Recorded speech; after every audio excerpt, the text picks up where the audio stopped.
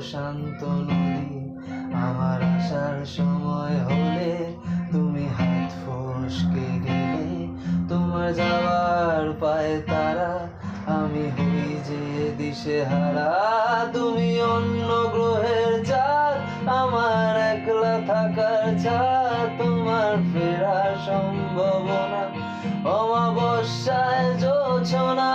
তোমার গোপন সবই রয়, আমার আপন মনে হয় আমি ভোরের ঝরা পাতা, আমার মরার কিসের